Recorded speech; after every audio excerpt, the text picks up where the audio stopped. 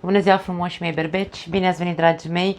De această dată începem etalarea de iubire, da, pentru luna august. Suna în cap așa, fă etalările de iubire, lasă etalarea de în legătură cu provocarea lunii august, începe cu iubirea. Nu știu de ce, în capul meu a sunat iubire, iubire, așadar astăzi vom face etalarea de iubire, bani, sănătate pentru voi toți, da? Ca întotdeauna vă las în descriere minutul exact. Mi-am adus aici un arsenal întreg, am fost din nou, nu știu, inspirată sau îndemnată, dacă vreți, să aduc toate seturile de cărți, 4 seturi de cărți în total pentru fiecare categorie în parte, 4 seturi de oracol diferite pentru fiecare secțiune în parte, da? Începem cu cei care aveți o relație deja, să vedem care e atmosfera, care e povestioara care vrea să iasă la suprafață astăzi. Începem cu oracolul, în primul rând, oracolul ăsta minunat pe care îl iubesc foarte tare. Să vedem 3 mesaje pentru voi, dragii mei berbeci, sau cei care aveți soare, luna, ascendent sau Venus în berbec, da? Și aveți o relație. Să vedem primele 3 mesaje în legătură cu relația voastră, cu partea sentimentală pentru luna august 2024. Hai să vedem. Primul mesaj, exprimare emoțională. Trebuie să vorbiți mai mult despre ceea ce simțiți. Nu vă mai ascundeți în spatele măștilor, nu mai aveți niciun motiv să vă ascundeți, da? Spuneți tot ce simțiți, dragii mei. Cam asta ne spune această carte. Fluid aici, trebuie să fii fluid, trebuie să fii, cumva să te adaptezi din mers, îmi vine să spun, da? Să curgi așa un pic, energia ta să fie curgătoare, dacă vrei. Să nu fie nimic blocat în tine. De aia ne spune că e momentul să te exprimi mult mai deschis din punct de vedere emoțional.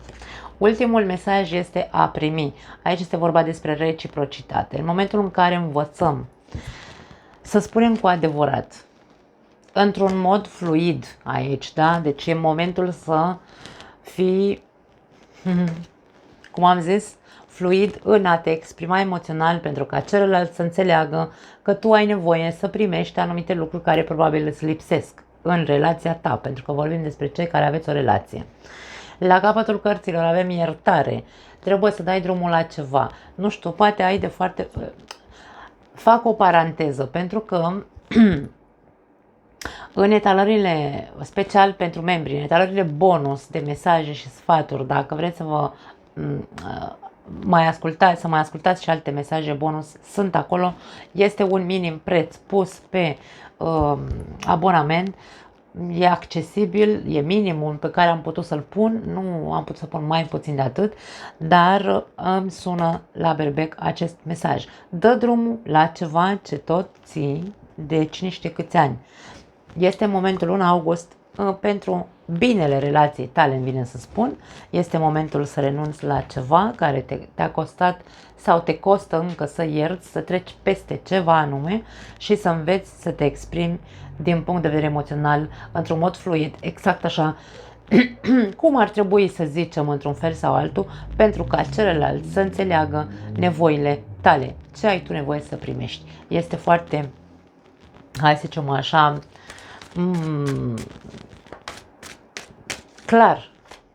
clar mesajul sau sunt foarte clare mesajele, da? Hai să vedem ce spune tarotul pentru voi, pentru luna august, pentru berbecii care au o relație. Hai să vedem. Prima carte. Cavaler de monede. E momentul de acțiune, dar nu acțiune din asta de o luăm la goană ca nebunii. Nu. Aici o acțiune bine meditată, o acțiune realistă, o acțiune în care vrem să facem lucrurile bine, ca să nu ne mai întoarcem din nou din drum, pentru că dacă aici s-a acumulat ceva pe care pe tine te costă să îi dai drumul acelui eveniment, aici e momentul ca această relație să înceapă din nou să se miște într-un ritm sănătos, îmi vine să spun. ceva trebuie să fie serios, trebuie să existe un compromis între voi doi. Unii dintre voi poate aveți de-a face cu o zodie de pământ sau poate voi aveți planete importante în zodii de pământ, Taur, Fecioară sau Capricorn. 5 de cupe, foarte interesant. Și 6 de monede. Uite, reciprocitatea. Eu cred că problema pe care berbecii o au în relația lor sau în legătură cu partenerul de viață este lentoarea partenerului. Partenerul este foarte, hai să spun așa, între ghilimele leneș, dacă vreți. Da? Cavalerul de monede poate fi leneș. Pentru că face acum un pas, da? E generos, el așa din firea lui. Dar acum îți dă o floare, îți mai dă o floare peste 5 luni, adică stai și aștepți așa după el să se miște până când te apucă pe tine toate crizele astea așa de... Vezi numai partea goală a paharului în privința acestui partener și zici probabil, Doamne, când o avea și o parte de reciprocitate, când o avea și o parte de lucruri bune, că m-am săturat aici să stau și să aștept, plângând așa în zare după omul ăsta să vină să facă și el ceva. Atenție că pentru unii dintre voi e vorba despre asta. Aveți de-a face cu un partener care nu prea contribuie într-un mod, hai să spunem așa, activ. Da? E cumva mai pasiv. Acum, eu cred că s-a prins sau se va prinde în această perioadă. Dacă tu dai măscuța jos, da, în relația asta și spui lucrurile pe care tu ai nevoie să le primești de la acest partener, le spui așa cu fluiditate și nu te mai ascunzi după deget, va pricepe. Și probabil că aici își va da seama de gafele pe care le-a făcut în trecut. O să aibă păreri de rău și probabil că aici o să înceapă să se vadă niște rezultate. Pentru că 6 de monede e o carte a recompensei. Da? Această persoană își va da seama și probabil că te va recompensa într-un fel sau altul. Dar nu uita că trebuie ca tu să faci acel prim pas, să spui. 8 de bâte, comunicare. Deci aici vorbim despre berbecul le deschide gura și vorbește. 8 de spade, nu mai sta. Și 8 de monede, wow! 8, 8, 8. Aici va avea loc o transformare pentru unii dintre voi. Transformarea relației, vine să spun. Se iese din stagnare, se iese din compătimire, se iese din plânsul de milă, se iese din blocajul acestei relații. Această relație a fost blocată din cauza dezamăgirilor. Nu se mai mișca nimic aici. Cineva a suferit destul de tare din cauza lipsurilor, din cauza lipsei perseverenței celelalte persoane. Nu știu dacă a sunat bine corect gramatical în românește, dar sigur m-ați înțeles, da? Se vor pune multe lucruri pe masă, subiectul va fi în top, aș spune, în această lună, dar scopul acestei conversații este să se iasă din stagnare și să se pună mâna la muncă, treabă la treabă, osul la treabă aici, da? Se vor produce multe schimbări în privința reciprocității, atâta timp cât tu vei deschide gura. Dacă nu vei deschide gura, bine, se poate citi viceversa. Acum, dragii mei, nu știu, dacă tu ești cel care stă pe loc, cu toate că e ciudat pentru un berbec să fie așa în energia pământului și să fie leneș între ghilimele, dar se poate citi viceversa. Dacă tu te regăsești că îți aparține această energie, mă adresez partenerului berbecului, partenerului berbecului și îi spun, pune mâna și vorbește cu berbecul și dă-i așa o scaltoafă după ceafă și spune-i că tu nu mai poți să stai în condițiile astea și că trebuie să înceapă să se miște, pentru că se va mișca. Pericolul pe care îl va simți probabil și părerile de rău aici, persoana asta care nu s-a mișcat, va simți cumva un regret că nu s-a trezit mai devreme să facă ceva. Da? Foarte frumos, îmi place ce văd. 4 de cupe. Rege de monede, vezi? Crește. De la cavaler de monede ajunge la rege de monede. Și 6 de bâte. Vei ajunge să, hai să zicem așa, să câștigi. Da, e câștigul tău, este succesul tău. Vei ajunge să trăiești ceea ce tu îți dorești în această relație. 5 de bâte. Sunt anumite diferențe între voi. Poate că aveți grijă că aici, da, uite, vezi? Wow! Aici vorbim despre persoane care sunt de foarte mult timp împreună. Ați fost fericiți și totuși aici fiecare dintre voi vede fericirea asta într-un fel anume. Nu sunteți amândoi pe aceeași lungime de undă în ceea ce privește iubirea sau împlinirea în această relație.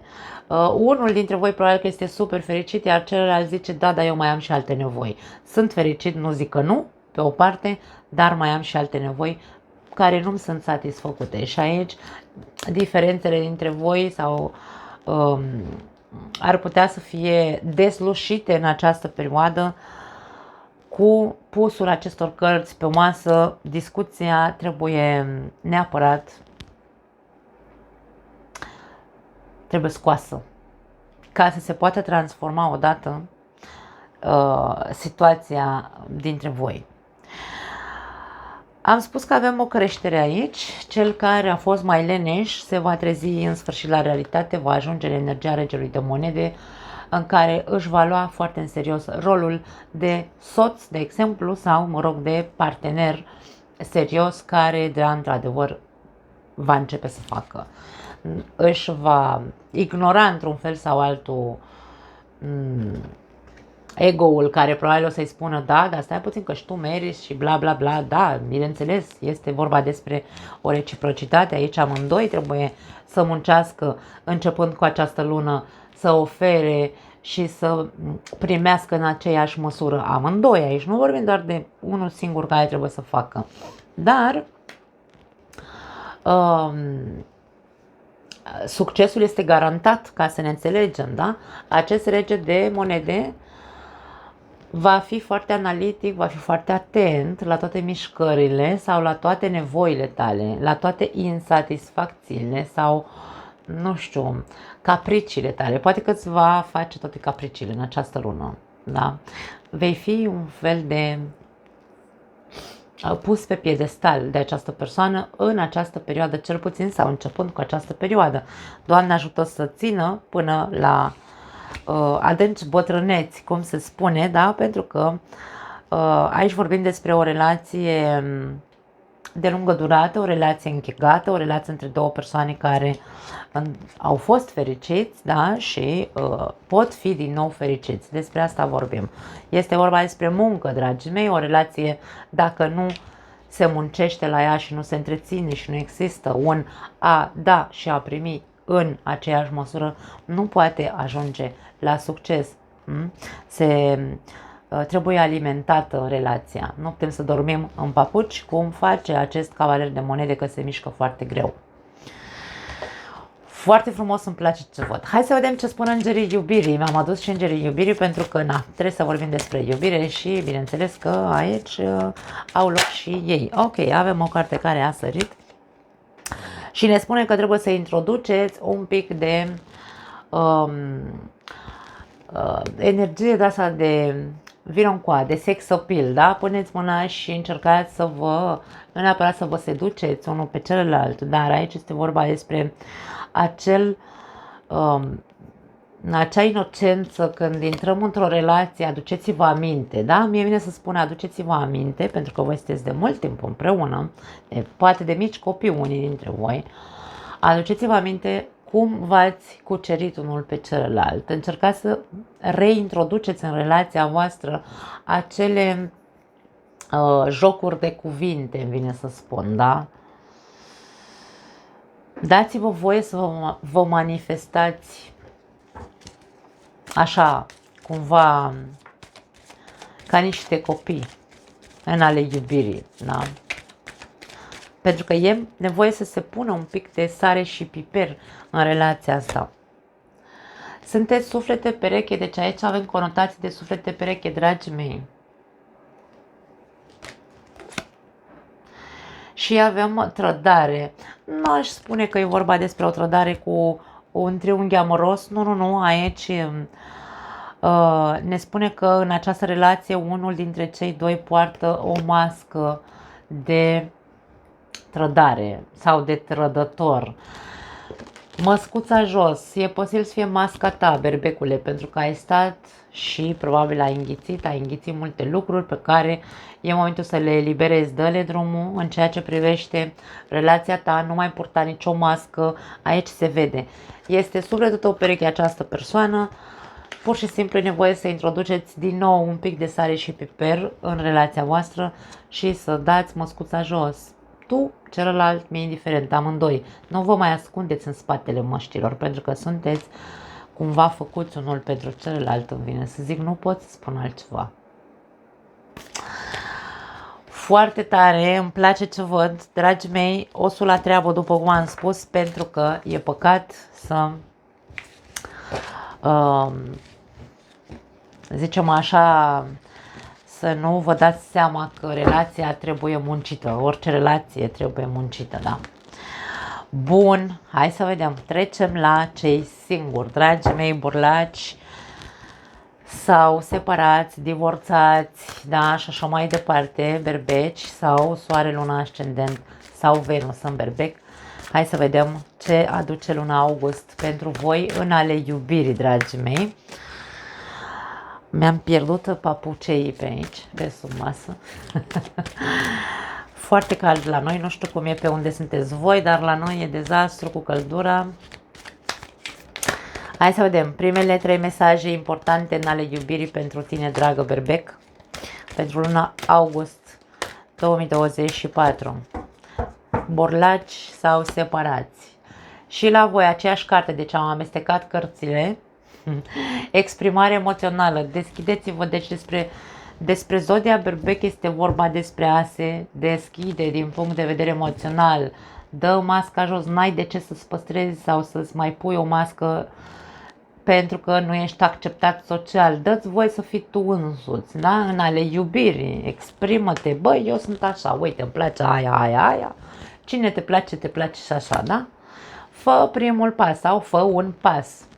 E aici ca și cum fă un pas în a da măștile jos. Despre asta e vorba. Deocamdată nu pot să spun că trebuie să dai un pas către o persoană. Nu. Aici e vorba. Fă un pas către a te deschide și a vorbi despre cum ești tu și așa mai departe. Ultimul mesaj pentru tine. Acest lucru nu e pentru tine, ți se spune. Mare grijă ce-ți dorești. Pentru că poate vrei pe cineva inaccesibil. Nu e pentru tine, nu mai insista atât. Auci, nu știu ce se întâmplă aici. Hai să vedem. Aici avem o oportunitate. Din ce concluzie pot să trag eu aici? Este vorba despre faptul că unii dintre voi vă ascundeți în spatele unor măști pentru a încerca, atenție, a încerca să profitați de o ocazie sau de o oportunitate pe care voi ați văzut-o către cineva, dar acel cineva nu e accesibil. Atenție la acest aspect. Nu, eu aș spune stați în banca voastră că nu e ce trebuie. Hai să vedem ce vrea să ne spună tarotul pentru berbecii singuri în luna august 2024. Foarte interesant aici la voi. Nu pot să spun deocamdată că pentru unii dintre voi este vorba despre cineva din trecutul vostru cu care vreți să vă împăcați. Nu știu, vom vedea. Hai să vedem ce zice tarotul. 7 de spade, masca. Masca și interesul. Ce interes ai tu către cineva? De ce trebuie să ai un interes către cineva? Nu-mi place ce văd. Paj de bâte. Poate fi o atracție pentru tine. Tu ai un interes, băi, mă duc și venea să zic acum ceva. As de monede.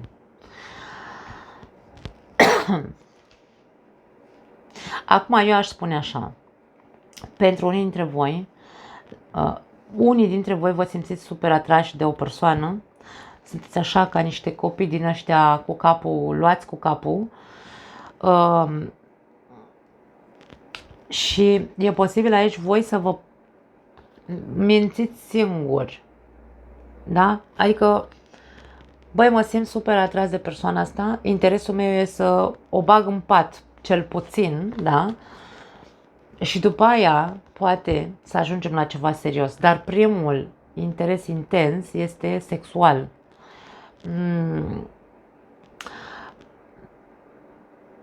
Nu știu cu ce te păcălești. Nu sunt sigură încă dacă te păcălești doar cu faptul că aș vrea doar să bag în patul meu această persoană, sau te păcălești cu gândul că poate asta, dacă reușești să o bagi în pat această persoană, să ajungi să te păcălești că poate o să ajungă să fie ceva serios.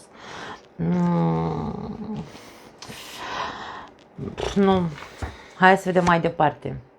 7 de bâte, 10 de spade, 9 de bâte. Mie vine să spun nu te limita. Eu cred că tu te limitezi singur doar la această persoană. Nu știu cine e persoana asta cu care tu te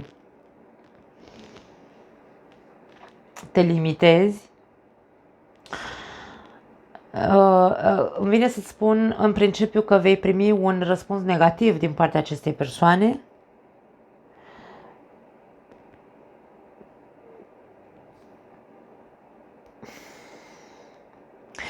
Și îmi vine în cap foarte tare,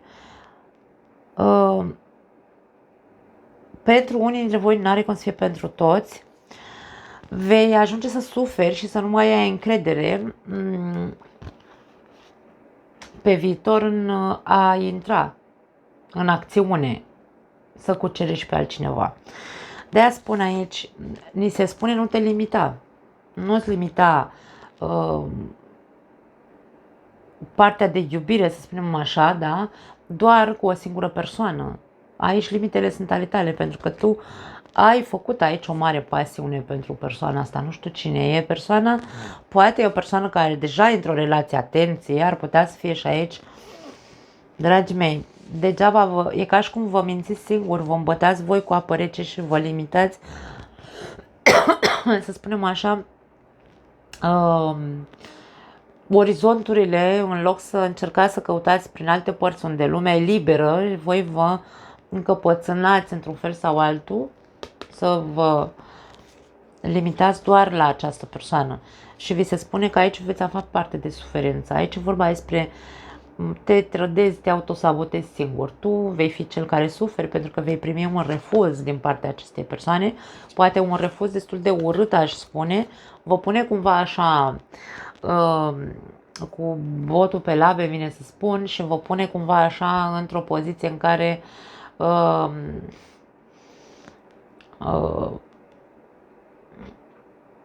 aici va avea loc o suferință. Vei ieși tu rănit de aici, da? Ca să mă înțelegi. Stai mai bine în banca ta, vezi de du-te și caută în altă parte, îmi vine să zic. Pentru că persoana asta nu e accesibilă. De ce insiști atât? 4 de spade, 8 de cupe, rege de bâte. La capătul cărților, 9 de cupe. Da, eu înțeleg aici că ești căpos doar pe această persoană. Pentru că e, wow, ce ai pățit? Te-ai îndrăgostit așa de nebun. Dragii mei, cer scuze, eu vorbesc așa direct, nu știu, dacă vă deranjează, îmi pare rău. Ce să zic, încercați să treceți peste. Povestea următoare, dorința ta este ca persoana asta ca tu să ai o relație cu persoana asta. Poate fi că îți dorești să ai o relație serioasă, dar persoana asta nu e accesibilă. Tu probabil te-ai drăgostit și e dorința ta cea mai mare, să trăiești pasiune și iubire cu persoana asta. Nu știu ce am de tușez la voi, poate și voi aveți probleme cu gâtul, vedeți aici, da, exprimarea emoțională.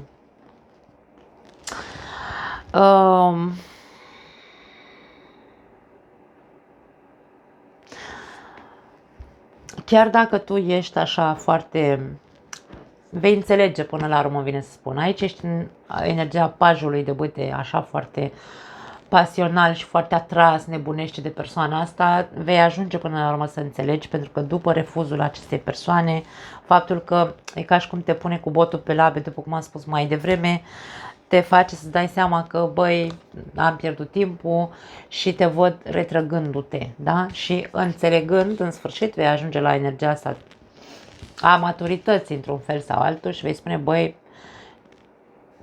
mi se pusese mie pata pe persoana asta și în sfârșit am înțeles și eu că nu era ce trebuie, da? Că nu era pentru mine. Ideea care este aici, pentru alții dintre voi, da, aici trecem la o altă variantă.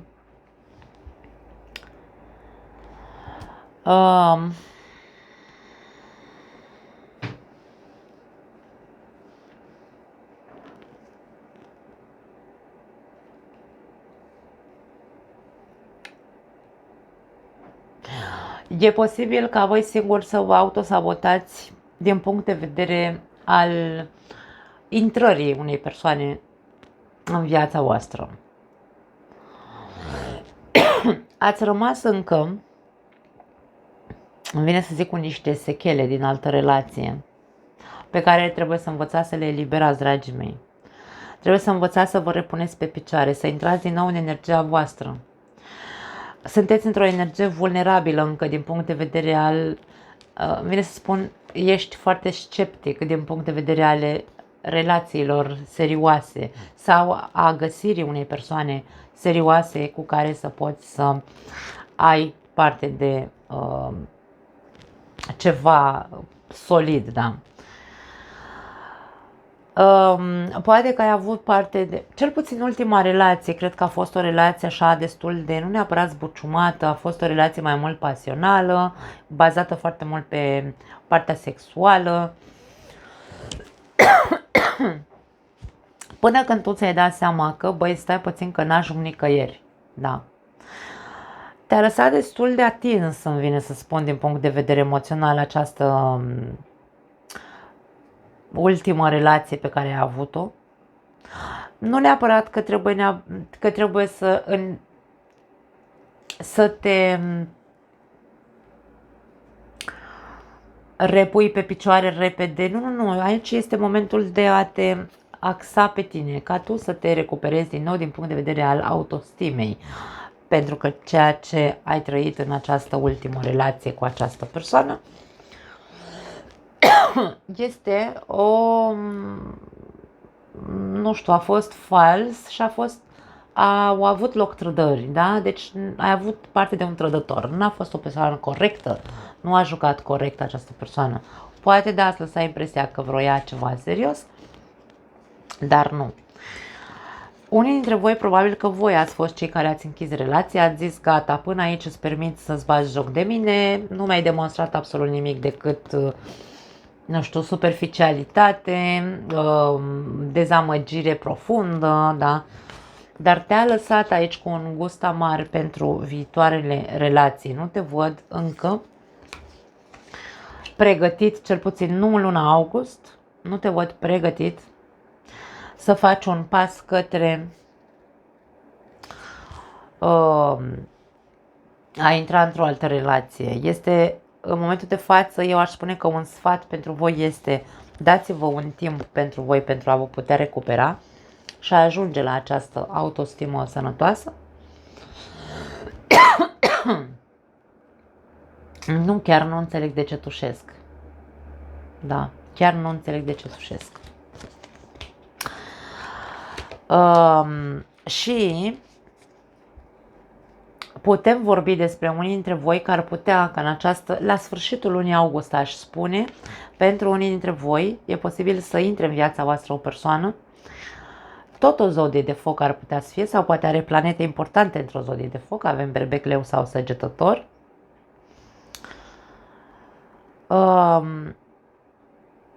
Dar tu, într-un fel sau altul, dacă nu ajungi la această stare emoțională bună cu tine însuți, e posibil să nu îi dai acestei persoane o oportunitate, da?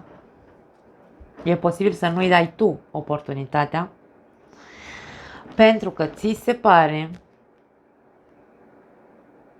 frumos pe din afară, dar îți aduce aminte probabil că frumosul, știți cum era vorba aia în România, în românește, bine, când eram eu acum 10 de ani, frumosul rupe osul, ceva de genul ăsta. Deci aici te văd foarte în gardă în ceea ce privește, pentru că această persoană este foarte atractivă, e posibil să te atragă din punct de vedere al ochiului, dar aici e vorba de frumosul rupe osul și vei sta foarte, foarte în gardă.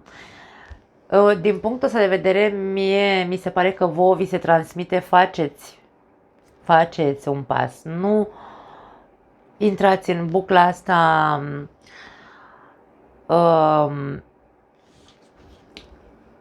în bucla suferinței trecute, nu comparați. Nu ai timp de să știi până când tu nu te deschizi să spui ce ai trăit în ultima relație, de exemplu, să fii sincer și să lași și cealaltă persoană să-ți arate de fapt cine este. Pentru că poate nu e vorba aici despre frumosul rupe osul. Mă înțelegeți ce vreau să zic, da? Este vorba despre tine ca tu să te repui pe picioare și atunci vei putea, bineînțeles, să faci să îndrăznești să intri într-o relație, să faci primul pas. Hai să vedem ce spun îngerii iubirii pentru voi, dragii mei. Hai să vedem pentru berbecii singuri.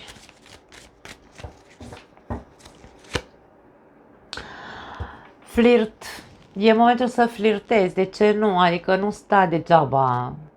Nu te autosabota. Dar pentru prima variantă aș spune că e doar un flirt. Adică voi aveți nevoie așa de acțiune de asta pentru că vreți să o băgați în patul vostru această persoană și sunteți voi în energia asta a flirtului, da? Na, ce să zic, dragii mei, dar pentru ceilalți care sunteți în gardă, eu aș spune încercați să vă lăsați la sfârșitul lui august, aici nu vorbim despre începutul lunii august, nu. Când va apărea această persoană în viața ta, dă-ți voie să intri în jocul flirtului, da? Meriți iubirea, ni se spune. Da, și prima variantă, și oricine în această viață merită iubirea, dragii mei, dar bineînțeles intențiile depinde care sunt intențiile noastre. Ești demn să fii iubit. Așadar, eu cred că aici cei care își vor da voie într-adevăr să aibă, da, nu vorbim despre prima variantă care vrei neapărat să bagi persoana asta în patul tău ca să-ți satisfaci tu așa un mare orgoliu, nu, pentru că nu e despre asta iubirea. Dacă tu crezi că vrei pe cineva serios, schimbă-ți atitudinea, pentru că intențiile tale sunt unele de interes. Da? Simt aici foarte mult energie masculină, așadar bărbații sunt avizați sau mă rog, sunt puși sunt anunțați, da, avizați, a sunat jumate în spaniolă, jumate în românește. Așadar, dragii mei, încercați să vă gândiți ce vreți, că ceea ce voi căutați de fapt nu se numește iubire, se numește aventură și o atracție foarte mare sexuală. Poate ar fi pentru unii dintre voi, într-adevăr, poate unii sunteți îndrăgostiți de persoana asta inaccesibilă, dar aici, atenție, că o să fiți refuzați, repet. Și ultimul mesaj este, cum se zice, stați așa că le-am în spaniolă cărțile astea, izolare. Vine o perioadă probabil sau ți se spune că este momentul să te deconectezi un pic ca să poți să îți dai tu seama care e următorul pas pe care trebuie să-l faci. Izolează-te, meditează asupra ceea ce s-a întâmplat în ultimele relații pe care le-ai avut, ce poți să faci pentru tine, pentru că tu ai nevoie să te recuperezi din punct de vedere emoțional, al încrederii, încredere de sine, încredere în ceilalți, e nevoie de un proces aici, da? Așadar, dragii mei berbeci, cam asta vedem la voi cei singuri. Trecem la partea cu bănuții. Hai să vedem bănuții care-i treaba cu, na, tot ce înseamnă parte financiară, da? Hai să încercăm să strângem de aici și începem. Am adus un nou set de cărți pe care nu l-am folosit de vreun an și ceva, probabil. Gregory, stai să vedem cum se numește, Gregory Scott Tarot, da. Hai să vedem ce se întâmplă cu partea financiară pentru luna august, pentru voi, dragii mei berbeci. Partea financiară, job, afaceri, proiecte, tot ce poate să, bani în general, da? Ce vrea să iasă. Sunt nefolosite cărțile astea și sunt atât de alunecoase, îmi scapă din mână. Hai să vedem. Rege de cupe, prima carte pentru partea financiară. 9 de cupe. Cred că unii dintre voi vă împliniți o dorință și roata norocului. Foarte interesant. Aici vin schimbări pe plan financiar la voi, dragii mei. Schimbări care vă vor aduce foarte multă satisfacție. E ca și cum un proiect pe care l-ați avut începe să-și schimbe dinamica. Ori vorbim despre o creștere din punct de vedere financiar a unui proiect pe care, hai să zicem așa, că a fost cu suișuri și coborâșuri, nu a fost un total câștig de la început, de când ai început acest proiect sau într-un job în care ești, da, ca să ne înțelegem, o afacere pe care o ai, a fost așa cu du-te vino, nu a fost ceva foarte fluid. Dar pare că lucrurile stau să se schimbe, sunt pe punctul de a se schimba în viața ta financiară. Ăsta este un 8 de bâte. Da, foarte interesante imaginile, îmi plac. Asul de spade și moartea, deci foarte mare schimbare pe plan financiar la berbeci.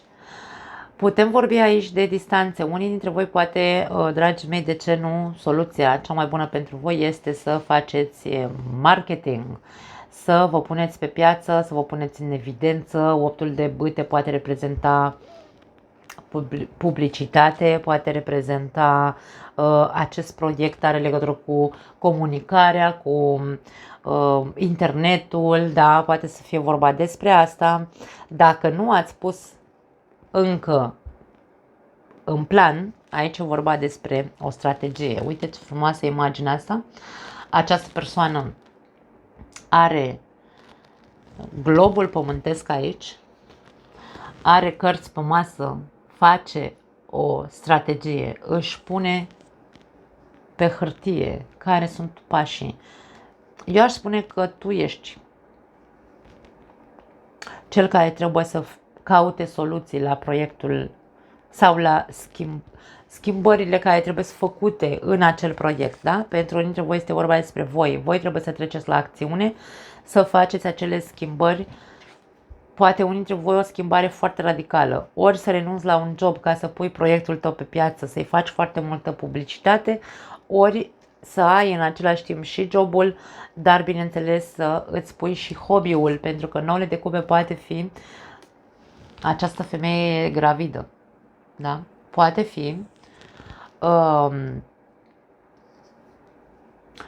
că tu ai un hobby pe care l-ai creat de mult timp, ai încercat să faci ceva cu proiectul ăsta și e pe cale să se nască.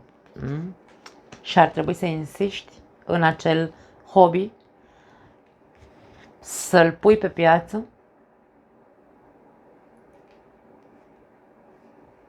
pentru că de acolo vin schimbări. Viața ta se va schimba în totalitate, vine să spun. În ale finanțelor ne referim aici, da? Regina de spade în continuare avem aici și această imagine este foarte interesantă pentru că avem o regina de spade taie niște trandafiri aici. Nu aș spune că este vorba despre a renunța la ceva, nu. Regina de spade este și ea foarte inteligentă, foarte strategă, știe ce are de făcut, știe la ce trebuie să renunțe, știe ce trebuie să facă în continuare. Îmi atrage foarte mult atenția că aici avem, e un fel de pod și sub acel pod sunt 3 persoane spânzurate. E ca și cum tot ce nu este de folos acestei regine de spade, ea le suspendă sau cel puțin renunță la acele lucruri care nu-i sunt de folos. Poate e momentul să renunți la ceva, de-aia spun că soluțiile și schimbările tu le poți introduce pe planul ăsta financiar. Doar tu, nimeni altcineva nu poate să le facă. Tu știi ce merită și ce nu merită să faci în continuare, inclusiv în jobul tău, inclusiv în proiectele tale, da? 5 de spade. Cred că aici vrea să ne spună că, da, într-adevăr, e o perioadă în care trebuie să lupți pentru ceea ce tu vrei să câștigi.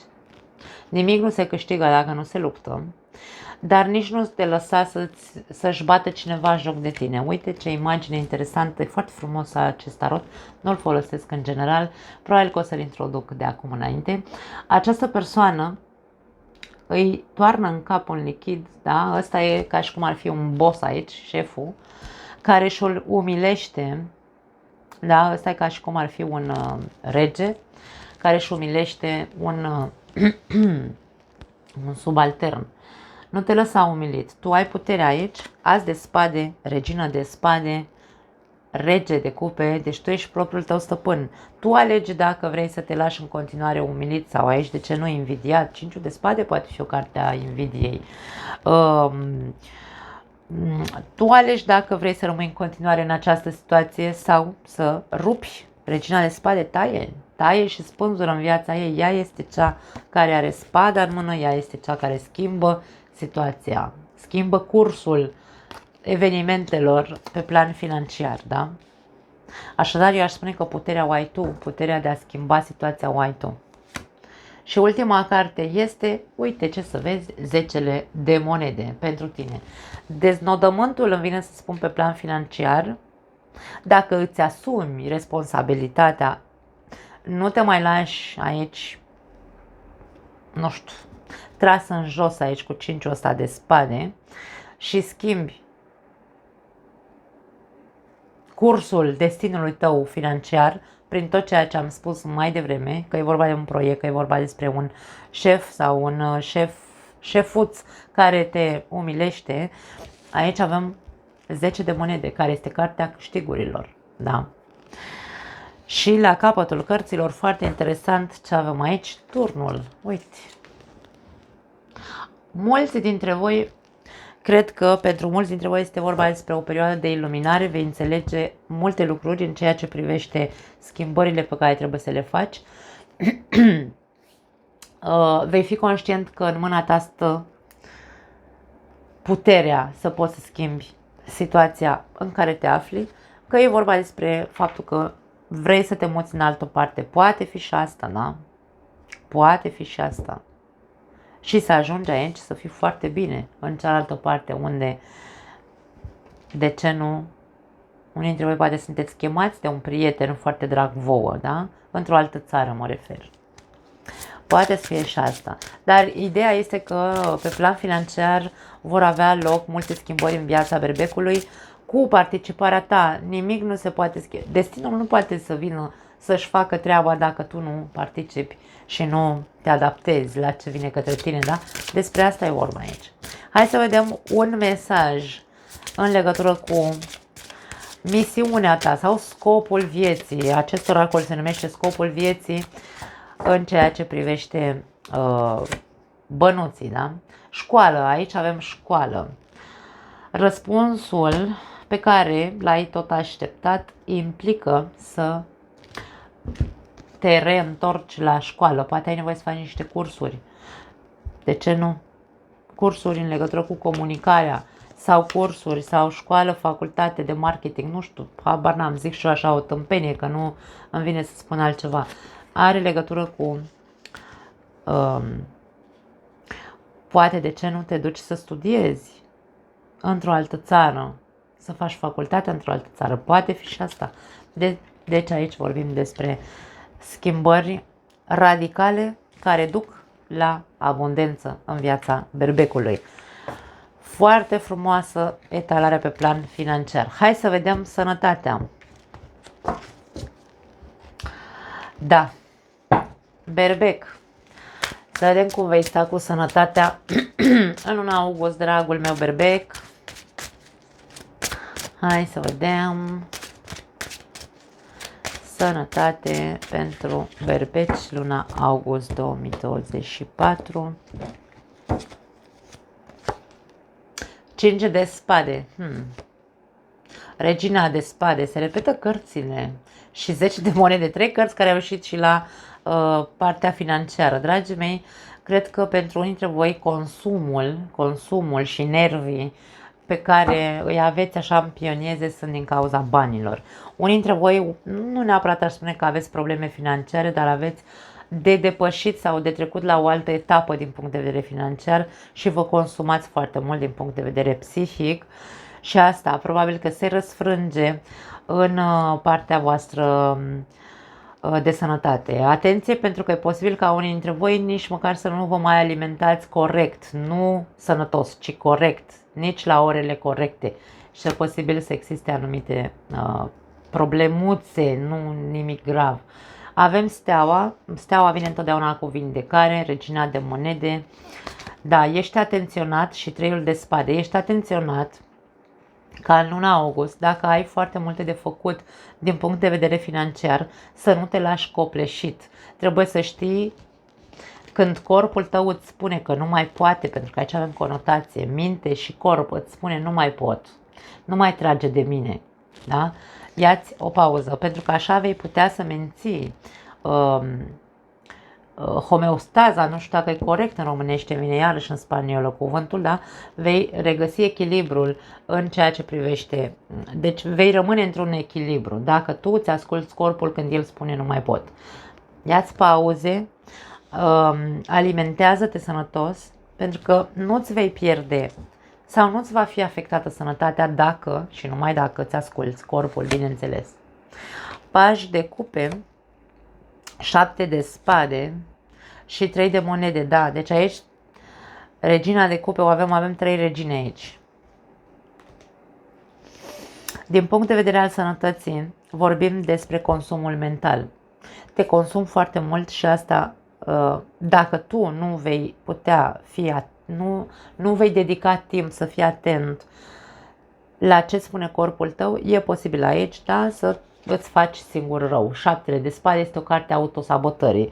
Îți pui sănătatea în pericol. Nu văd aici probleme de sănătate în care să-ți spun.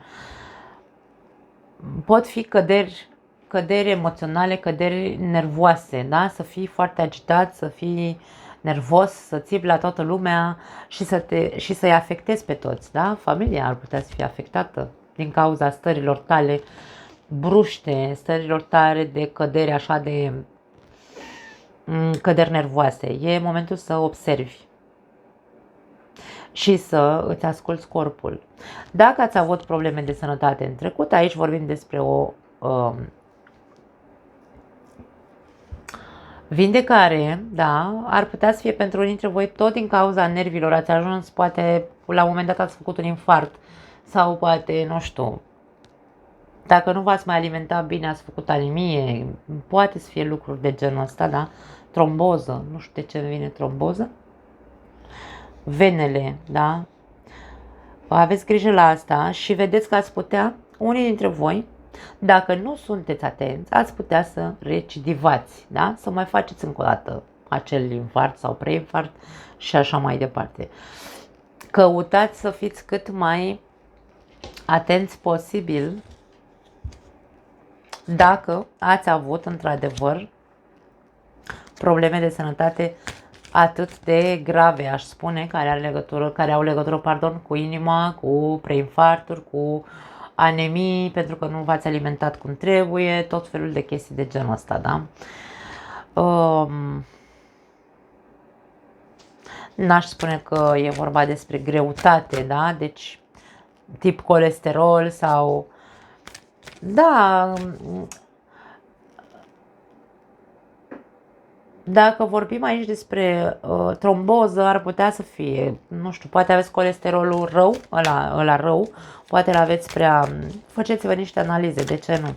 Hai să vedem un mesaj de la oracolul care se numește Mesaje de vindecare. Să vedem ce mesaj au cărțile pentru voi. Să extragem unul. Ăsta. Abandonează resentimentele. Poate fi aici ranchiuna sau invidia. E cel mai mare dușman al nostru. Atenție! Dacă unii dintre voi sunteți invidioși pe alții care au mai mult ca voi, o să vi se pună pe inimă. Atenție! Berbecul, în general, eu sunt berbec, eu n-am ce treabă cu invidia, dar niciun berbec nu e ca celălalt, așadar poate fi și asta. Atenție! Pentru că vorbim despre resentimente și ni se spune abandonează resentimentele. Aici avem o persoană care susține în mâna ei aceste forme, sunt de inimă, da? Se vede foarte clar, dar sunt negre, da? Deci inima neagră, resentimentul, ura poate fi pentru alții dintre voi, invidia, toate cele păcate urâte cum ar veni, da? Aici avem un mesaj, vi-l citesc imediat, să-l traduc. Da, spune așa: identifică acel sentiment de ură, aș spune, într-un fel sau altul, de care trebuie să scapi. Identifică-l întâi ca să poți să scapi de el.